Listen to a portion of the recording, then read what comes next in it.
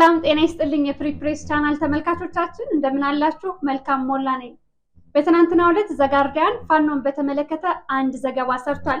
ዘገባውን በተመለከተ ቆይታ እንድናደርግ የአማራ ፋኖ ብሔራዊ ኃይል የማዕከላዊ ኮማንድ አባልና የቴዎድሮስ እዝ ምክትል ሰብሳቢና የፖለቲካ ዘርፍ ኃላፊ ከሆነው ከጠበቃ ፋኖ አስረስ ማረ ጋር ቆይታ አደርጋለሁ። እንድትከታተሉኝ በአክብሮት ጋብዛችኋለሁ። መልካም ቆይታ። አስረስ ፈቃደኛ ስለሆንክ ከልብ አመሰግናለሁ። እንዴት ነህ? እንደምን አለ? እግዚአብሔር ይመስገን። አመሰግናለሁ። በጣም አመሰግናለሁ። በቀጥታ ወደ ጥያቄ ልሂድ። የዘጋርዲያንን ዘገባ ወጥቷል፣ ግን ከዛ በፊት እሱን ከማንሳታችን በፊት እንግዲህ አፋባ ብዙ ህዝቡ ተስፋ የሚያደርግበት ድርጅት ነውና እስካሁን ያከናወናቸውና ሊፈጽማቸው ያሰባቸው ግዙፍ ተግባራት ከአደረጃጀት ማጽናትም ሆነ ከአውደ ግንባሮች አንጻር እንዴት ይገለጻሉ? አመሰግናለሁ። እንግዲህ በተለያየ ጊዜ እናንተም በሌሎች ሚዲያዎች ሲገለጹ እንደቆዩት የአማራ ፋኖ ብሔራዊ ኃይል ከምስረታው ማግስት ጀምሮ የነበረውን የተሟሟቀውን የፋኖ ተጋድሎ የበለጠ ከፍ እንዲል በማድረግ በተለይም ከአንድ ወርና 2 ወር በፊት ምስራቅ አማራ ቀጠና ላይ ከፍተኛ የሆነ ድል የተመዘገበበት ወቅት ነበር። ከዛም በኋላም በፊትም በመደበኛነት በተለያዩ ቦታዎች በሚደረጉ አውደ ውጊያዎች ከፍተኛ ቁጥር ያለው የጠላት ሰራዊት መማረክ፣ መሳሪያ መማረክ፣ በከፍተኛ መጠን ያለው የጠላት ኃይልም የወገንን ኃይል እየከዳ እንዲቀላቀል በማድረግ እንደዚህ አይነት ስትራቴጂክ ስራዎች በሰፊው እየተሰሩ ነው የቆዩት። ከዛ በመለስ ደግሞ ከህዝብ ጋር ያለንን መስተጋብርና ግንኙነት መልካም ለማድረግ ለህዝቡም የመልካም አስተዳደር ጥያቄዎችን ለመፍታት በርካታ ስራዎች እየተሰሩ ነው ያሉት። አደረጃጀቶችን የመከለስ ሪፎርሞች የመስራት ህዝባዊ ውይይቶችን የማድረግ ተከታታይ የሆኑ ወታደራዊና ፖለቲካዊ ስልጠናዎችን የመስጠት ትግሉ ያለበትን ነባራዊ ሁኔታ ዓለም አቀፉና የቀጠናው የኃይል አስተላለፍ አጠቃላይ ጂኦፖለቲክሱ ምን እንደሚመስል ለአመራሩም ለሰራዊቱም በስልጠናም በግምገማ መድረኮችም በተለያዩ አጋጣሚዎች በሚዲያም በሶሻል ሚዲያዎችም ግንዛቤ ማስጨበጥ ስራዎች እየተሰሩ ነው የቆዩት። የአፋባ ማዕከላዊ ኮማንድ በማዕከላዊነት በተለይ ትላልቅ ጉዳዮችን በተመለከተ እየመከረ እቅዶች እየወጡ ስራዎች እየተሰሩ እነዛ ስራዎች ደግሞ እየተገመገሙ እየተከለሱ ስህተቶች እየታረሙ ውጤት የተገኘባቸው አንዳንድ ተግባራት ደግሞ የበለጠ እንዲፋፉ እየተደረገ በመቀጠል ላይ ነው ያሉት። ባለፉት ጊዜያት በተለይ በዓለም አቀፍ ደረጃ የፋኖ ተጋድሎና እንቅስቃሴ የተሻለ ተሰሚነት እንዲያገኝ ብዙ ስራዎችን ሰርተናል። በአገዛዙ በኩል አገዛዙ እየፈጸማቸው ያለው የጦር ወንጀሎች እስካሁን ድረስ በአገር ውስጥ ሚዲያዎች እና በአንዳንድ ውጭ ባሉ ወገኖች አማካኝነት ነው በሰፊው ሲጋለጡ የነበሩት። አሁን ዓለም አቀፍ ተደማጭነት ያላቸው ሚዲያዎች ጭምር ይሄንን ነገር በተከታታይነት ማጋለጥ ጀምረዋል። ይሄ ብቻ አይደለም። አብይ አህመድ እና አገዛዙ በአጠቃላይ ለኢትዮጵያ ወይ ለአማራው ብቻ ሳይሆን በቀጠናው ላለው ህዝብም በቀጠናው ላሉት ሀገራትም በተለይ ለአፍሪካ ቀንድ ሀገራት ጸር መሆኑን ከጦርነት ፕሮጀክት ውጭ ግጭት ከማዋለድ በስተቀር አንዳችም አይነት ቀጠናውን ስቴብል ሊያደርግ የሚችል ነገር መስራት የማይችል መሆኑን በሚገባ ማሳየት የተቻለበት ያንን ነገር አስርት ማድረግ የተቻለበት ጊዜ ነው ያለፈው።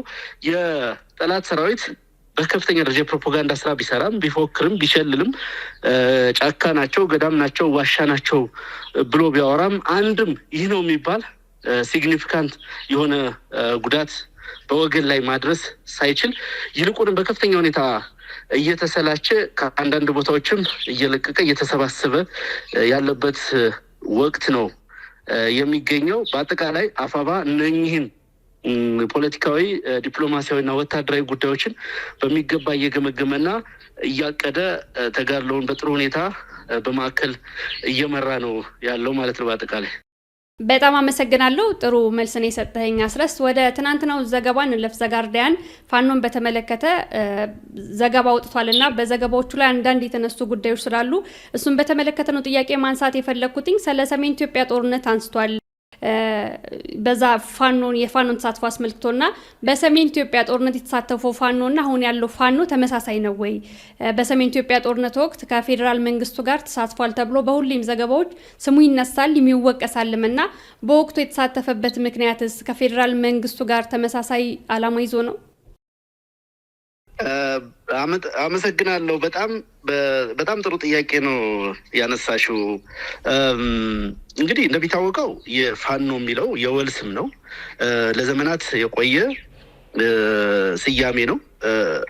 እሱን ብዙ በተለይ በትግራይ በቲፒኤልኤፍ እና በብልጽግና መካከል በዋናነት በተደረገው ጦርነት ወቅት ፋኖ በጦርነቱ መሳተፉ ምንም የሚካድ ጉዳይ አይደለም።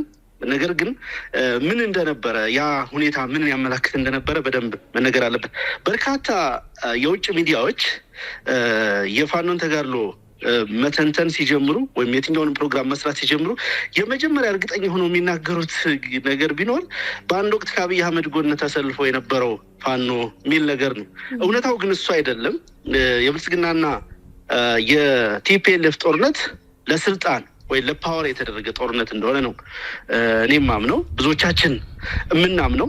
እኛ ወደ ጦርነቱ በጊዜው የገባ ነው ግን የትግራይ ኃይሎች ወደ አማራ ክልል ቀጠና በተንቀሳቀሱበት ወቅት በተለይ የአማራ ሕዝብ ከፍተኛ የሆነ የህልውና አደጋ ውስጥ በገባበት ጊዜ ነው። ይሄ በየትኛውም ወገን የማይካድ በርካታ ጉዳት የደረሰበት፣ በርካታ ሴቶች የተደፈሩበት፣ ዝርፊያዎች የተፈጸሙበት፣ ብዙ በደሎች የደረሱበት ሁኔታ ነበር። ያንን ለመከላከል ህዝባችንን ለማዳን ነው እንቅስቃሴ ያደረግነው እንጂ የአብይ አህመድን ስልጣን ለመጠበቅ የተዋደቀ ፋኖ የለም አልነበረም፣ በዛን ጊዜም ማለት ነው። ነገር ግን በዛን ወቅት በአጋጣሚ በጋራ እንግዲህ በተለይ የጦርነቱ ሜዳ ከመጋራታችን በስተቀር በአብይ አህመድ ጀነራሎች ቼን ኦፍ ኮማንድ ስር ወይም በመከላከያ መዋቅር ስር ተዋቅሮ የተዋጋና ያንን ያደረገ አካል የለም። ስለዚህ ከአብይ አህመድ ጎን እንደሚታወቀው አብይ ስልጣን ላይ እንደመጣ ሰሞን ሰፊ አማራ ህዝብም ሆነ በርካታ ኢትዮጵያውያን ድጋፍ ያደረጉለት መሆኑ ይታወቃል። ነገር ግን ያ ረጅም ጊዜ አልወሰደም። ወዲያውኑ ወደ ቀውስ ሲገባ አገዛዙ ሙሉ በሙሉ ወደ ቀውስ በገባበት ጊዜና በተለይ በተከታታይነት በአማራ ህዝብ ላይ ጭፍጨፋዎች በተፈጸሙ ጊዜ የአብይ አህመድ አገዛዝ ለአማራ ህዝብ የማይጠቅም መሆኑን ሁሉም ግንዛቤ ስለነበረው ወዲያውኑ ነው ተቃውሞዎች የጀመሩት። የአብይ አህመድን ወደ ስልጣን መምጣት ሳይሆን በጊዜውም የነበረው ድጋፍ በተለይ በኢህአዴግ ዘመን ቲፒኤልኤፍ ኢህአዴግ ዘመን የነበረው የፖለቲካ እና ሌሎች ጭቆናዎች ህገ መንግስታዊ መሰረት ያላቸው በአማራ ህዝብ ላይ የነበሩ በደሎች እነሱ ነገሮች ይለወጣሉ፣ መሰረታዊ ለውጥ ይመጣል በሚል ተስፋ ያንንም ምልክት የሚያሳይ ነገር ስለነበረ በጊዜው አብይም ሌሎችም ቃል የገቧቸው ነገሮች ስለነበሩ ያንን ተስፋ በማድረግ ድጋፍ ፖለቲካዊ ድጋፍ የማድረግ እንቅስቃሴ ነበር። ከዛ በመለስ የሰሜኑ ጦርነት ጊዜ ግን የአብይን ስልጣን ለማዳን የተዋጋ ፋኖ የለም። እንዳነሳሁት የተዋጋ ነው የራሳችንን ህዝብ ህልውና ለማስጠበቅ ነበርና እዚህ ላይ እንዳነሳሽው ዘጋርዲያን የሚባለው እንግሊዙ ጋዜጣ በሰራው ዘገባ ላይ በጣም የተሳሳተ ሻሎ የሆነ አመለካከት የተሸከመ ትንታኔ ነው የተቀመጠው። በዛን ጊዜ አሁን የምንጠራቸው የፋኖ አደረጃጀቶች ዛሬ የራሳቸው መዋቅር ያላቸው ስራ አስፈጻሚ ያላቸው ቼን ኦፍ ኮማንድ ያላቸው የፋኖ አደረጃጀቶች በጊዜ ሂደት የተወለዱ እንጂ በዛን ዘመን የነበረውን ጦርነት በሚሊሻ በሌላ ኃይል በዚህ በመንግስታዊ መዋቅር የነበረውን ራሱ የብልጽግና መዋቅር ይመራው የነበረ ነው። ፋኖ ደግሞ በዋናነት አማራ ክልል ላይ በተደረጉት የመከላከል ጦርነቶች ውስጥ የተሳተፈው ደግሞ በራሱ አደረጃጀት ነው የነበረውና ከዛ ጋር ፈጽሞ የሚገናኝ አይደለም። ይሄ ግን በተደጋጋሚ የሚነገር ነገር ነው። በብዙ ስራ ግንዛቤ በማስጨበጥ ሊስተካከል የሚገባው ናሬቲቭ እንደሆነ ነው የምንረዳው። የፕሪቶሪያ ስምምነት ፋኖ ተሳታፊ አለመሆኑ በፌዴራል መንግስቱ ተገፍቷል የሚል ስሜት ፈጥሯል። በኋላም የአማራ ልዩ ኃይልን ወደ ማፍረስ መሄዱ የተፈጠረውን ስሜት እንዳባባሰው ይገልጻል ዘገባው ነው ይህንን ያለው እና ፋኖ ወደ ትግል የገባበት ምክንያት ከዚህ ጋር ይያዛል። አንድ ነገር መዘንጋት የሌለበት ነገር የፕሪቶሪያ ስምምነት በፕሪቶሪያው ስምምነት ምክንያት ሁለቱ ተፋላሚ ኃይሎች የተኩስ አቁም ስምምነት በማድረጋቸውና በዚህም ምክንያት ለተወሰነ ጊዜም ቢሆን የትግራይ ህዝብ የሰላም አየር መተንፈሱ መልካም የሚባል ነገር ነው። እሱም በመልካም የምናየው ነገር እንደሆነ መታወቅ አለበት። ነገር ግን የፕሪቶሪያ ስምምነት በተደረገበት ጊዜም ከዛ በኋላም በተለይ በአንድም በሌላም ምክንያት የጦርነቱ አካል የነበረው የአማራ ኃይል ከዚህ ስምምነት የተገፋ ወይም በሚመለከተው አካል ያልተወከለ በመሆኑ ወይም ደግሞ የአማራውን ህዝብ ጥያቄ ሀሳብና ፍላጎት ኮንሲደር ያላደረገ ስምምነት የአማራን የፖለቲካ ኃይሎች ኤክስክሉድ ያደረገ ስምምነት መደረጉ በሂደቱም የፕሪቶሪያ ስምምነት ተፈርሞ ሳይጠናቀቅም ጭምር ተቃውሞ አቅርበናል። ኦፊሻሊ በጊዜውም አስተያየት ሰጠንበታል።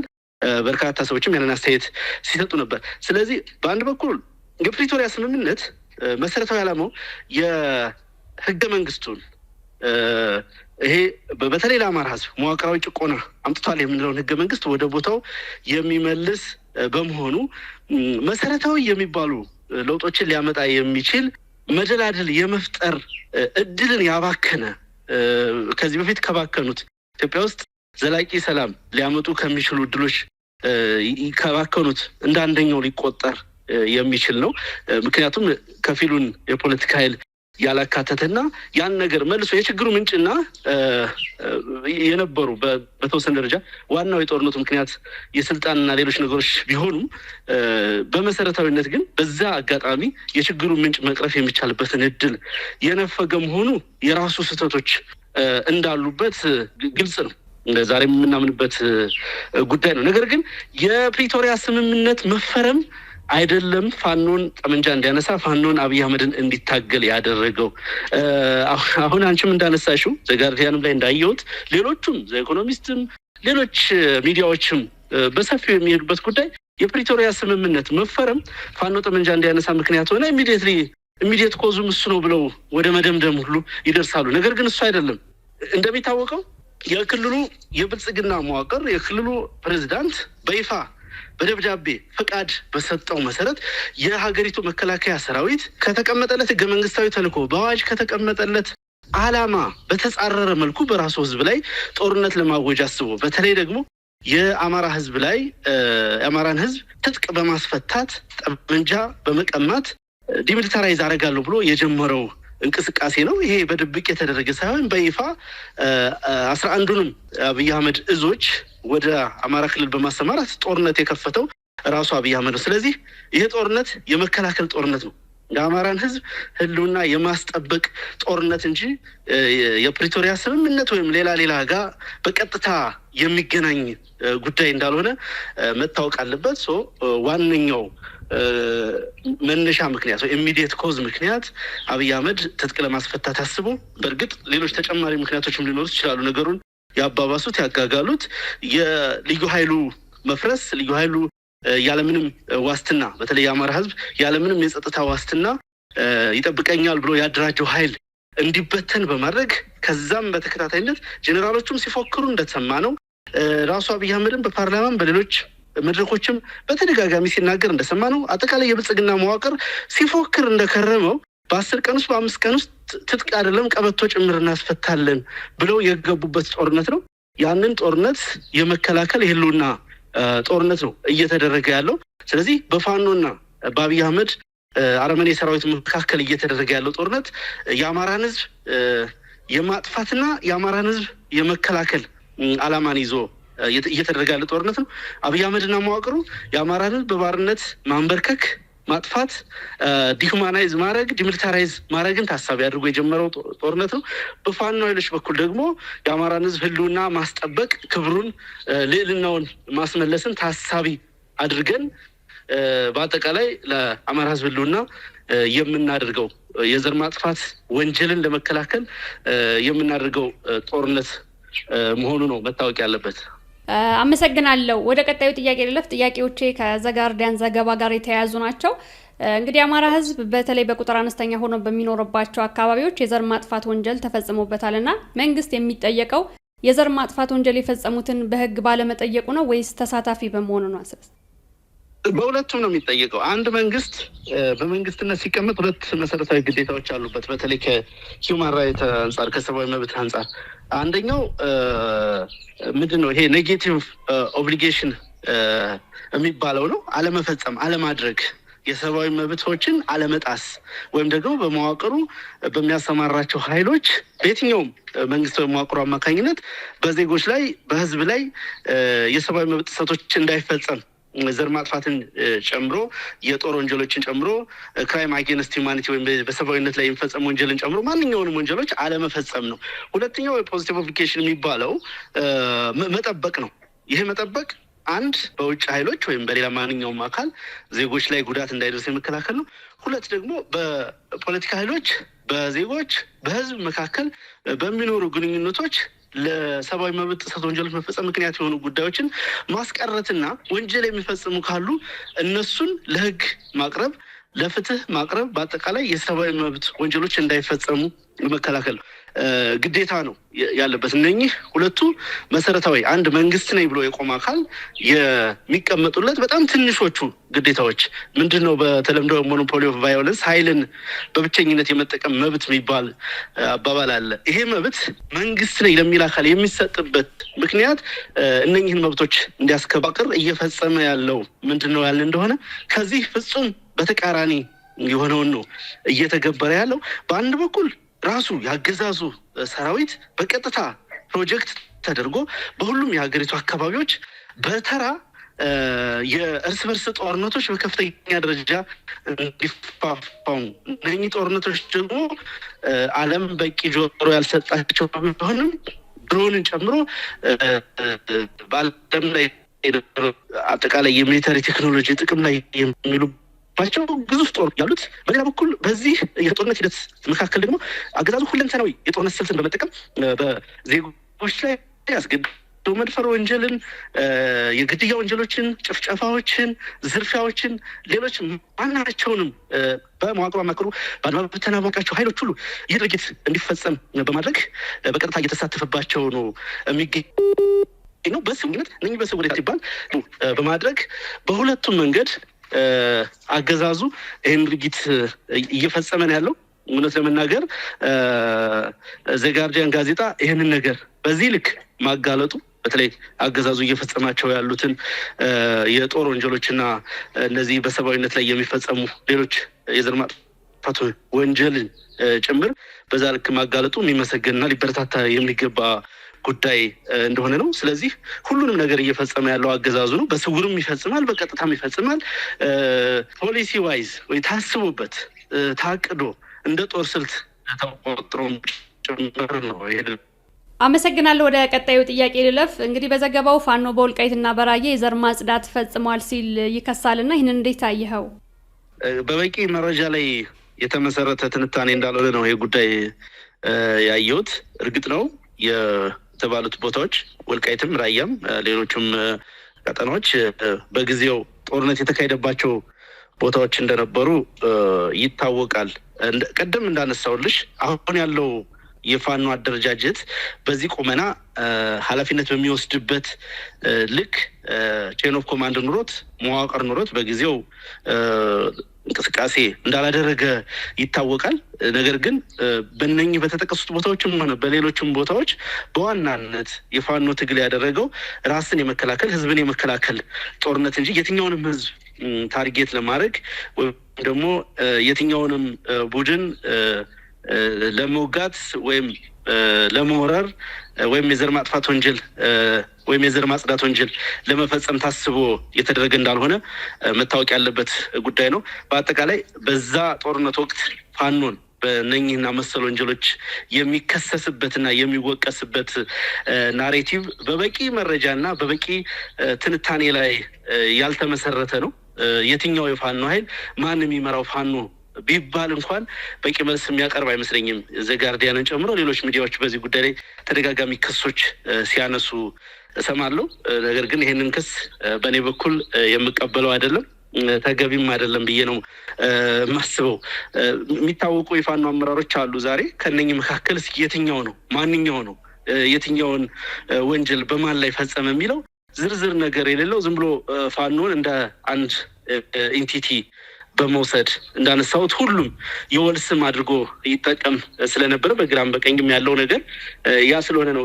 እዛ ቦታ ላይና የተጠቀሱ ቦታዎች ላይ ተፈጸሙ ስለሚባሉት ወንጀሎችና ስለሌሎች ሁኔታዎች እና ድርጊቶች ለመከላከል ወይም በዜጎች ላይ በሰው ልጆች ላይ የተፈጸመ ወንጀል ለማስተባበልና ለሌላም ነገር ሳይሆን ይሄ ጉዳይ በዝርዝር ተጣርቶ እስካልመጣ ድረስ ወይም በዚህ መንገድ ነው እንዲህ ነው ተብሎ እስካልቀረበ ድረስ በጣም ጭፍን የሆነ በጣም ግልብ የሆነ አስተያየት እና ተገቢ ያልሆነ አስተያየት እንደሆነ ነው የምረዳው። አመሰግናለሁ። ወደ ቀጣዩ ጥያቄ ልለፍ።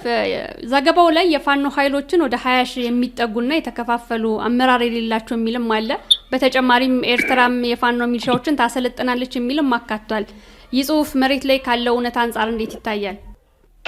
ይህም በጣም ድፍረት የተሞላበት ስህተት ነው ብዬ ነው የማስበው።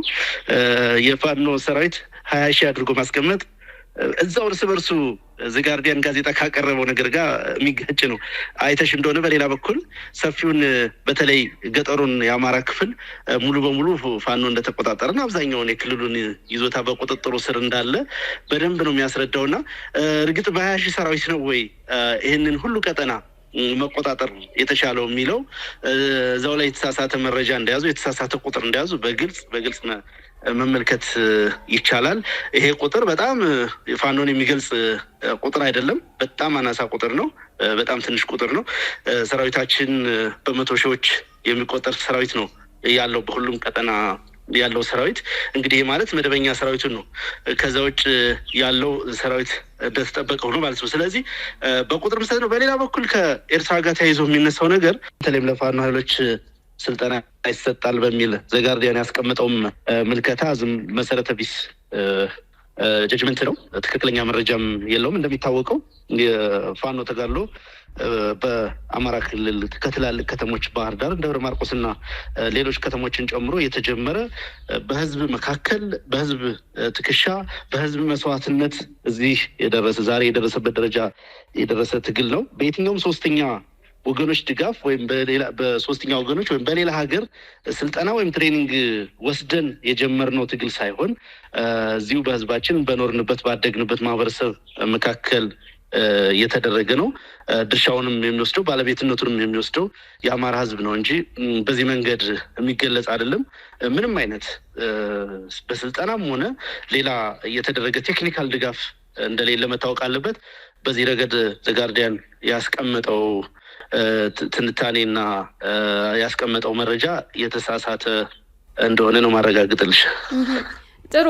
የንጉሳውያን ታሪክ ወይንም የቀድሞውን ዘመን ጠቅሶ ፋኖ የዚያ ትውልድ አካል መሆኑንና የሚታገለውም ያንን የፖለቲካ ተጽዕኖ ፈጣሪነት መልሶ ለማግኘት እንደሆነም ይገልጻልና ፋኖ የሚታገለው የአጼዎችን ዘመን ለመመለስ ነው። እንግዲህ የአጼዎቹ ዘመን ምንድን ነው? ኢትዮጵያ በዛ ዘመን ምን ነበረች? እንግዲህ በተለምዶ የአጼዎቹ የምንለው ምን ዊዝደም ነበራት? ምን አይነት ገጽታ ነበራት? ታሪካችን ምን ይመስላል? የዚህ ኔሽን ቢልዲንግ እና ስቴት ፎርሜሽን የሚባሉ ነገሮች ሂደቶቹ ምን ይመስላሉ የሚለው በጣም ሰፊ እና ክርክር የሚፈልግ ጉዳይ ስለሆነ ወደዛ መግባት አልፈልግም። እንግዲህ አንዱ ችግሩ ይመስለኛል ይሄ ዘገባ የፋኖ አመራሮችን ወይም ሌሎች የሚመለከታቸውን ግለሰቦች ሳያናግርና በቂ ጥናትም ሳያደርግ የተነሳበት አረዳድ እንደሆነ ነው የምረዳው።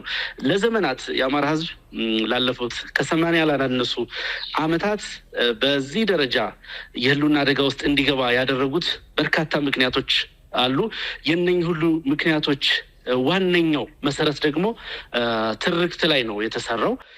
ይሄ ትርክት ይሄ ሀሰተኛ ትርክት አማራው ለሌላው ህዝብ ጨቋኝ እንደሆነ የሌላውን ህልውና ቋንቋ፣ መብት፣ ባህል የማያከብር እንደሆነ ይልቁንም አህዳዊና ኢትዮጵያ አንድ ቋንቋ፣ አንድ ባህል፣ አንድ እምነት ይዛ እንድትኖር የሚፈልግ አስተሳሰብ እንዳለው ተደርጎ በሰፊው ተሰርቶበታል። በሰፊው በበርካታ የፖለቲካ ሳይንቲስቶች ትንታኔ መሰረት በተለይ ነጮቹ ይሄንን ጉዳይ በሰፊው ሄደውበታል።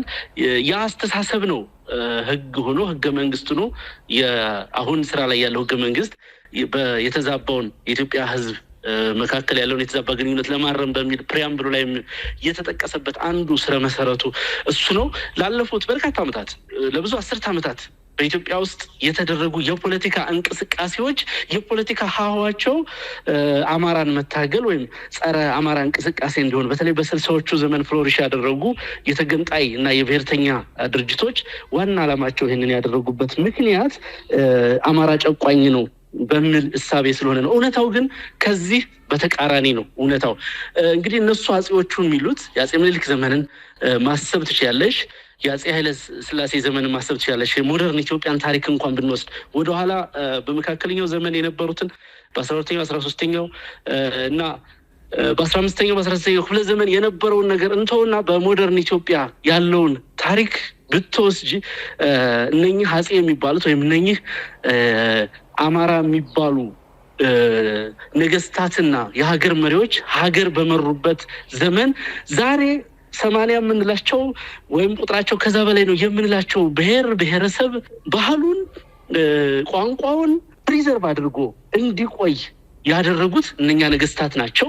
እነኛ መሪዎች ደግሞ ይሄንን ነገር ጠብቀውት ማንነቱን ያቆዩት ከውስጥ ጭቆና ብቻ አይደለም፣ ከውጭ የፖለቲካ ኃይሎች ከውጭ ቅኝ ገዢዎች ጭምር ተከላክለው ያቆዩት ማንነት ነው። ዛሬ ኢትዮጵያ ውስጥ ያለው ማንነት ሌላ አፍሪካ ውስጥ የማይገኙ ማንነቶች፣ ሌላ አፍሪካ ውስጥ የሌሉ ኢንዲጂነስ ቋንቋዎች፣ ኢንዲጂነስ ማንነቶችና ስልጣኔዎች ኢትዮጵያ ውስጥ እንዲጠበቁና ፕሪዘርቭ እንዲሆኑ የተደረጉት በእነኚህ ነገስታት ተጋድሎ ነው። አውሮፓውያን የአፍሪካን ለመቀራመት በበርሊን ኮንፈረንስ ባወጁት መሰረት መላውን አፍሪካ ተቀራምተው የነሱን አይደንቲቲ የነሱን ማንነት በጫኑበት ዘመን በተመሳሳይ ዘመን የተነሱ የኛ ነገስታቶች ኢትዮጵያውያንን ከቅኝ ግዛት በመከላከል ማንነታቸውና ቋንቋቸውን እንዲያከብሩና እንዲያስከብሩ አስችለዋቸዋል። ወደኋላ መለስ ብለሽ ወደኋላ ጥቂት 100 ዓመታትን ሄድ ብለሽ ያየሽ እንደሆነ ደግሞ የግራኝ አህመድን ወረራ ማንሳት ይቻላል። ከዛ ተከትሎ የነበረውን የኦሮሞ መስፋፋት ማንሳት ይቻላል።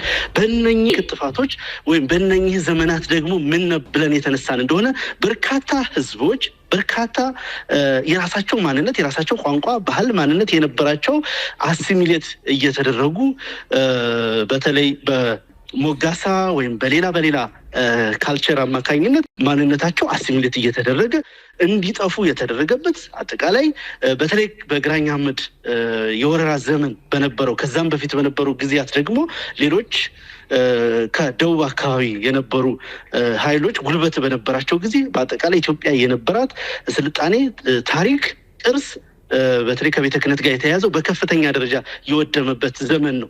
ስለዚህ ወደ ንጽጽሩ ከተገባ ብዙ ክርክሮችን ማንሳት ይቻላል፣ ብዙ ነገሮችን ማለት ይቻላል። ወደ አነሳሽው መሰረታዊ ጥያቄ ስንመለስ የፋኖ ኃይል የሚዋጋው የአማራን ህዝብ ህልውና ለመታደግ ብቻ ነው። ከዚህ ያለፈ በሌላው ማንነት ላይ በሌላው እጣ ፈንታ ላይ የመወሰን ፍላጎትም የለውም። ፎርዛት ማተር መብትም የለውም። በተደጋጋሚ እንደምንናገረው ኢትዮጵያ የምትባለው ሀገር ብዙ አይነት ፍላጎቶች፣ ብዙ አይነት ቋንቋዎች፣ ብዙ አይነት ባህል፣ ብዙ አይነት የፖለቲካ አመለካከቶች ያሉባት ሀገር መሆኗን እውቅና እንሰጣለን። እውቅና መስጠት ብቻ ሳይሆን የኢትዮጵያን ዕጣ ፈንታ አማራ ብቻውን ወይም የፋኖ ኃይል ብቻውን ይበይናል፣ ብቻውን ይወስናል ብለንም አንታበይም። በዛ ልክም የተሳሳተ የፖለቲካ አረዳድ የለንም። ይልቁንም አብይ አህመድ እና መዋቅሩ የከፈቱብን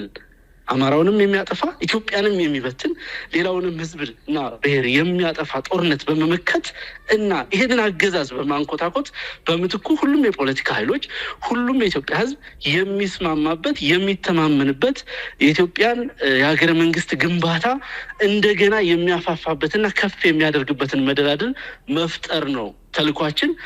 ስለዚህ በዚህ በኩል የተነሳው ዘጋርዲያን ያቀረበው ጀጅመንት ወይም ያቀረበው አተያይ ፍጹም የተሳሳተ የፋኖን ተጋድሎ ካለመረዳት የትግሉን መሰረታዊ ባህሪ ካለማወቅ እና በርቀት ከሚሰጡ አስተያየቶች እና ክሶች የመነጨ ነው። በነገራችን ላይ አንዱ ከጦርነቱ ጎን ለጎን ወይም ያልተናነሰ በከፍተኛ ደረጃ ሊሰራበት የሚገባው ነገር ይሄ አረዳድ በበርካታ በተለይ በምዕራባውያን በኩል በሰፊው የሚሰራበት በጣም ጥልቅ መሰረት ያለው አተያይ ስለሆነ ይሄንን ለማረም ብዙ ስራዎች ይጠብቁናል። የሚዲያ ሰዎችን፣ የኢንተለጀንስ ሰዎችን፣ ፖለቲካ አናሊስቶችን በዚህ በኩል ያለንን ዓላማ በማስረዳት በኩልና የአማራ ህዝብ ተገዶ የገባበት ጦርነት መሆኑን ራሱን ለመከላከል እያደረገ ያለው ጦርነት መሆኑን ምን አይነት ሰቆቃዎችን ሲያስተናግድ እንደነበረ ምን አይነት የፖሊሲ ማዕቀፎች ተቀምጠው ጉዳት ሲደርስበት እንደነበረ ለበርካታ ዓመታት ያሳለፍናቸውን ሰቆቃዎችና መከራዎች ለዓለም በማስረዳት ዛሬም የገባንበትን የህልውና አደጋ እና የጦርነቱን ዓላማ በማስረዳት ረገድ በጣም ሰፊ ክፍተት ያለብን መሆኑን ብዙ ስራ የሚጠበቅብን መሆኑን ነው ከዚህ መገንዘብ የሚቻለው። እንግዲህ እየታወቀ አላቅም እንግዲህ ዘጋርዲያን ኤዲተሮች ይህንን ጉዳይ በጥልቀት ተረድተውትና አውቀውት የሰሩት ከሆነ ሌላ ጉዳይ ነው የሚሆነው። ነገር ግን በማስረዳት ረገድ አሁንም ስራዎች እንደሚጠበቅብን ነው የሚያመላክተው ማለት ነው። አመሰግናለሁ። በጣም ጥሩ ማብራሪያ ነው የሰጠኸኝ። በመንግስት ኃይሎች የሚፈጸሙ አስገድዶ መድፈር፣ ግድያና መሰል ወንጀሎች መበራከታቸውንም ጽፏል፣ አጋልጧል። ፋኖም ደግሞ ሰፊ ቀጠና ሸፍኖ መያዙን እንደጠቀስኮ ተናግሯል። በዚያው ልክ ደግሞ ከ2 ሚሊዮን በላይ ህዝብ ድጋፍ እንደሚያስፈልጋቸው ገልጿልና የዓለም አቀፍ የሰብአዊ ማስተባበሪያ ተቋማት ምን አይነት ምላሽ እንዲሰጡ ይጠበቃል? እውነት ለመናገር ይሄ ጦርነት ጆሮ የተነፈገው ጦርነት ነው። የደረሰው ጉዳት፣ የወደመው ንብረት፣ የተጎዳው ማህበረሰብ ብዛት፣ የቆመው ኢንፍራስትራክቸር በአጠቃላይ አብይ አህመድ በከፈተው ጦርነት ምክንያት የአማራ ህዝብ የከፈለው መስዋዕትነት፣ የከፈለው ዋጋ ብዙ ዓለም አቀፍ መድረኮች ላይ አጀንዳ ሊሆን የሚገባው ብዙ የሰብአዊ መብት ተቆርቋሪዎችን የዘወትር አጀንዳቸውን ሊያደርጉትና ሊታገሉለት ይገባ የነበረ ጉዳይ ነው። ነገር ግን በዛ ልክ ስራዎች አልተሰሩም። እነኚህ የመድፈር ወንጀሎች በጅምላ የመድፈር ዜጎችን አካላቸውን የመቆራረጥ በጅምላ የመጨፍጨፍ በየቤታቸው እንዳሉ የመግደል እንቅስቃሴያቸውን የማወክ መንገድ የመዝጋት አንዳንዴ በሳምንታት አንዳንዴ ለዓመታት በቋሚነት ጭምር ከአንድ ቦታ ወደ ሌላ ቦታ የሚደረጉ እንቅስቃሴዎችን ማወክ ዜጎችን ከመኖሪያ ቤታቸው ማፈናቀል፣ ቤታቸው ማፍረስ፣ ያለ ካሳ መበተን በጣም በርካታ በደሎችን እያስተናገደ ነው ያለው የአማራ ህዝብ። ከአዲስ አበባ ጀምሮ በመላው ኢትዮጵያ ውስጥ የሚኖር የአማራ ህዝብ የአብይ አህመድ ገፈት ቀማሽ ሆኖ ብዙ መስዋዕትነት እየከፈለ ነው ያለው። በሌሎች ሀገሮች በሌሎች እንደነኚህ መሰል በሰብአዊነት ላይ በሚፈጸሙ ወንጀሎች በሚደረግ ጊዜ እንደሚደረገው ሁሉ ዓለም አቀፍ ተቋማት ዩኤንን ጨምሮ ሌሎች ሀገራት ከአብይ አህመድ ጋር ያላቸውን ግንኙነት ማጤን፣ መከለስ፣ ማዕቀብም ጭምር ማስቀመጥ ይገባቸው ነበረ። አጠቃላይ መንግስታዊ እውቅናውን መንፈግም ይገባቸው ነበረ። ሌሎች በርካታ ፖለቲካዊና ዲፕሎማሲያዊ እርምጃዎች ከዛም ማለፍ ብሎ ወታደራዊ እርምጃዎችም ጭምር መኖር ነበረባቸው። ያ ግን እየተደረገ አይደለም። አትሊስት አሁን በሚዲያዎቹ ደረጃ ይሄ ነገር በይፋ አሰርት እየተደረገ መሄዱ አንድ አይን ገላጭ ነገር እንደሆነ ይሰማኛል። ነገር ግን በጣም ብዙ ስራዎች መሰራት አለባቸው። ሆን ተብሎ ጦርነትን ረሃብን የጦርነት መሳሪያ በማድረግ አርሶ አደሮች እንዳያመርቱ ምርት በሚሰበስቡበት ሰዓት ወቅት ዘር በሚዘሩበት ወቅት ታስቦና ታቅዶ ጦርነቶች ይከፈታሉ፣ ጥቃቶች ይደረጋሉ። ያ ብቻ አይደለም። አርሶ አደሮች፣ እናቶች በሕክምና እጦት ምክንያት በወሊድ ጭምር እንዲሞቱ መንገዶችን በመዝጋት ትላልቅ የአስፋልት መንገዶች ጭምር እንዳይሰሩ በማድረግ አርሶ አደሩ ያመረተው ምርት ገበያ ወስዶ እንዳይሸጥ እና ኑሮውን እንዳይመራ እንዲሁ መንገድ በመዝጋት የትራንስፖርት እንቅስቃሴን በማወክ በህዝቡ ላይ ከፍተኛ በደል እየደረሰበት መሆኑንም ዓለም በሚገባው ልክ ሊጮህ ይገባዋል፣ በልኩም ሊነገር ይገባዋል። በዚህ ረገድ በተለይ የአማራ ኤሊቶች ስንፍና ትልቁን ድርሻ የሚወስድ ነው የሚመስለኝ። ብዙዎች በየቤታችን ተቀምጠን ወይ በየቤታቸው ተቀምጠው የፋኖን ትግል ወይ የፋኖን እንቅስቃሴ ከመተቸት ጓዳ ለጓዳ ከማውራት ያለፈ የአደባባይ እንዲሆን በአደባባይ አገዛዙ ተገቢውን ቅጣት እንዲያገኝ ተገቢው ጫና እንዲደረግበት በማድረግ በኩል ይህ ነው የሚባል ስራ የተሰራበት ጉዳይ ስላልሆነ የመጣ ነገር ነው። በአጠቃላይ ሰብአዊ መብት ተቋማት ቀዳሚ ተግባራቸውና ስራቸው ሊያደርጉት ይገባ የነበረው በአማራ ህዝብ ላይ እየደረሰ ያለውን መንግስት መር ጭፍጨፋ ወይም መንግስታዊ ሽብርተኝነት እንዲቆም መታገልና መስራት ይገባቸዋል እላለሁ። አመሰግናለሁ። በጣም አመሰግናለሁ። እንግዲህ ዘጋርዲያንን ዘገባ አስመልክቶ ያሉኝ ጥያቄዎች እነዚህ ናቸው። ግን አንድ ጥያቄ ላንተ ላቀርብ ፈለኩኝ። በተለይ አሁን ካለው ሁኔታ አንጻር ብዙ ጊዜ ፋኖ የምስራቅ አፍሪካ ተገዳዳሪ ኃይል ነው ስትል ትደመጣለና አሁን ደግሞ ቀጠናው ወደ ፍጥጫ ገብቷል። እንደ አንድ ፋኖ ያለ አመለካከት ምንድን ነው? ባለፈው አልጀዚራ፣ አሁን ዘጋርዲያን፣ በጣም ብዙ የምዕራባውያን ሚዲያዎች በኢትዮጵያና በኤርትራ መካከል ጦርነት ሊነሳ የሚችል እይታ አላቸውና አንተ ካለው ሁኔታ አንጻር ምን አይነት ምልከታ አለ? አመሰግናለሁ። ፋኖ የምስራቅ አፍሪካ ትልቅ ኃይሉን ወጥቷል የሚለውን እንዳነሳሽው በተደጋጋሚ ስናገረው ቆይቻለሁ። ከዓመት በፊት ነው ይሄንን ጉዳይ ያነሳሁት። አሁን ላይ እኔ ብቻ ሳልሆን እነኚህ ጠቀስሽው ሚዲያም ሌሎችም ሚዲያዎች ጭምር ይህንን ጉዳይ አረጋግጠው ኦልሬዲ የታወቀ ጉዳይ ሆኗል። ይሄ የሆነበት ምክንያት ምንድን ነው? አብይ አህመድ በአፍሪካ ቀንድ ህዝብ በአጠቃላይ በቀጠናው ላይ ጦርነት የማወጅ የቀጠናው ብቸኛ ተጽዕኖ ፈጣሪ የመሆን የቀጠናውን ፖለቲካዊ አጠቃላይ ጂኦፖለቲክሱን በመቆጣጠር ዓለም አቀፍ ተደማጭነትን ማግኘት እና በቀጠናው ሽብር መፍጠር ቁልፍ አጀንዳው አድርጎ ከያዘው ቆይቷል። ይህንን አጀንዳውን ለማሳካት ያደረገው እንቅስቃሴ እንቅፋት የገጠመው በፋኖ ተጋድሎ ምክንያት ነው ማለት ነው። ስለዚህ ይሄ በተለይ የአማራ ህዝብ የፖለቲካ እንቅስቃሴ አማራው እንደ አማራ እንዳንድ የፖለቲካ ኃይል ሆኖ በዚህ ልክ በኢትዮጵያ የፖለቲካ ማዕቀፍ ውስጥ እንቅስቃሴ ሲያደርግና ተጽዕኖ ሲፈጥር በተለይ እንደ አማራ በመደራጀት ይሄ የመጀመሪያው ነው ብዬ ነው ማምነው። ከዚህ በፊት የተጀማመሩ የትጥቅ ትግልም ምልክቶች ነበሩ፣ የፖለቲካ ፓርቲ እንቅስቃሴዎችም ነበሩ። ነገር ግን በዚህ ደረጃ ተጽዕኖ መፍጠር፣ በዚህ ደረጃ ኃይል ማንቀሳቀስ፣ በዚህ ደረጃ ህዝብን ሞቢላይዝ ማድረግ የቻልነው በዚህ ዘመን ነው። ይህንን ለማድረግ ብዙ ውጣ ውረዶችን አልፈናል። ላለፉት 2-3 ዓመታት ትግላችንን በማስረዳት በደንብ አርቲኩሌት በማድረግ ዓላማውን፣ ተልእኮውን በመተንተን ብዙ ስራ ሰርተን ብዙ ዋጋም ከፍለንበት እየተሰደብን እየተዘለፍንም ጭምር እየተተቸንም ጭምር ነው እዚህ የደረሰው። ስለዚህ ዛሬ ላይ የአማራ ፖለቲካ ከጓዳ ወደ አደባባይ እንዲወጣ ተደርጓል። በዛ ልክ እዚህ ቀጠና የሚደረግ የትኛውም የፖለቲካ እንቅስቃሴና ፍላጎት ፋኖን ኮንሲደር ማድረግ እንዳለበት ዓለም በሚገባ እየተረዳው ነው። ይህንን በደንብ መጫወት ደግሞ ቀሪው የኛ የቤት ስራ ነው የሚሆነው። በሚገባ ድርጅታዊ ቁመናችንን በማስተካከል ተገቢ የሆነ ፕሮፌሽናል ሰራዊት በመፍጠር የቀጠናውን ሰላም የሚመጥን ኃይል በመፍጠር ከዚህ በኋላ ምስራቅ አፍሪካ ላይ የሰላም አማራጭ ሁነን የመረጋጋት አማራጭ ሁነን መታየት የኛ ድርሻ ነው። እሱን ደግሞ በሚገባ እናሳካዋለን። ቀላል የማይባል ኤክስፖዠር አለን። አሁን ያሳለፍነው ጊዜ ጥቂት አይደለም። በብዙ በጣም ባይነገርለትም የጦርነት አንድም ቀን ጥይት ሳይተኮስ አንድም ቀን ውጊያ ሳይደረግ የተዋለበት ጊዜ የለም። በሁሉም ቀጠናዎች በጣም በርካታ ጦርነቶችን ያደረገ ይህንን የመራ ያደራጀ አመራርም ሰራዊትም ነው ያለን። ስለዚህ ይህንን አቅም ወደ አንድ በማምጣት ቀጠናው ላይ የተሻለ አማራጭ ሆነን መታየት፣ ተመራጭ ሆነን መታየት ከኛ የሚጠበቅ ጉዳይ ነው። እሱን የምናሳካው ነው።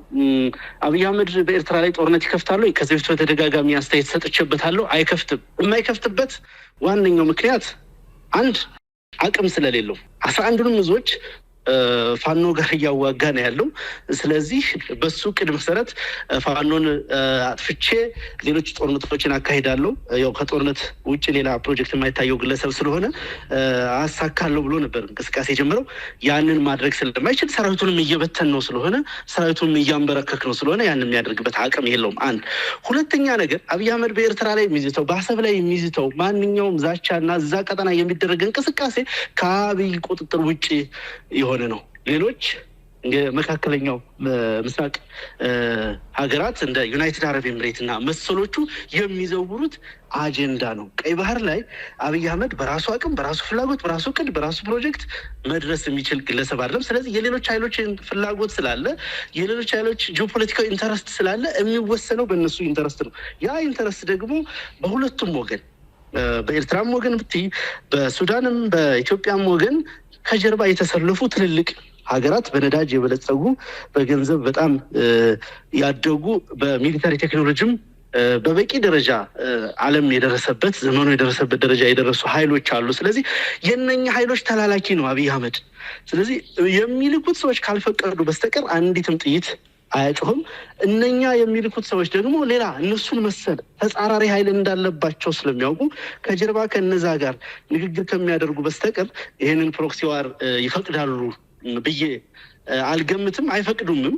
የሚፈልገው አብይ አህመድ ምንድን ነው? የቀይ ባህር ጉዳይ አጀንዳ እንዲሆንለት፣ የቀይ ባህር ጉዳይ ለአማራ ሕዝብ የወደብ የታሪክ ጉዳይ ስስ ነገር ነው ብሎ ስላሰበ የአማራ ሕዝብ ልብ ለእነኚህ አጀንዳዎች ለብሔራዊ ጉዳዮች ስስ ልብ አለው ብሎ ስላሰበ ከዋናው ትግሉ ለማናጠብ ከህልውና ትግሉ ለማሸሽ አስቦ ያደረጋቸው አጀንዳዎች እና በዛ ልክ አጀንዳ ሲሰጥ ነገሩን ኤግዛጀሬት አድርጎ ከታሰበው በላይ እሱም እንደ አክቲቪስት የሚቃጣቸው ጀነራሎቹም ሲጮሁ በተደጋጋሚ ያው ምንም ቢሆን በመንግስትነት ስም ስላሉ ምንም ቢሆን አገር እየመሩ ነው ተብሎ ስለሚታሰብ እነኚህ ዓለም አቀፍ ሚዲያዎችና አናሊስቶች እነሱ የሚሰጡትን አስተያየት መሰረት አድርገው የጦርነት ስጋት እንዳለ ወይም እንደሚያንዣብብ ቢያስቀምጡ የሚገርም አይደለም።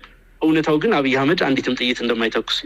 በጣም ጥሩ ቆይታ ነው የነበረን። ስለነበረን ቆይታ ከልብ አመሰግናለሁ። በመጨረሻ ማስተላለፍ የምትፈልገው መልእክት ካለ? ብዙም የተለየ የምለው ነገር የለኝም። መልካም አመሰግናለሁ ለነበረን ቆይታ። ከልብ አመሰግናለሁ። ሰፊ ጊዜ ወስደ ስለሰጠኸኝ ማብራሪያ ከልብ አመሰግናለሁ። ተመልካቾቻችን ያደረግነው ቆይታ ይህንን ይመስላል። ስለተመለከታችሁን ከልብ እናመሰግናለን። ፍሪ ፕሬስ ቻናልን ሼር፣ ላይክ እና ሰብስክራይብ እያደረጋችሁ ለሌሎችም ተደራሽ እንዲሆኑ እንድታገዙን በአክብሮት ጠይቃለሁ። ሜምበር በመሆን እያገዛችሁን ስላላችሁም ከልብ አመሰግናለሁ። ሌሎቻችሁም አባል በመሆን ፍሪ ፕሬስን ማገዝ ማሳደግ ትችላላችሁ። መልካም ሞላ ውይይቱን እየመራው አብሬያችሁ ቆየው። ጤና ይስጥልኝ።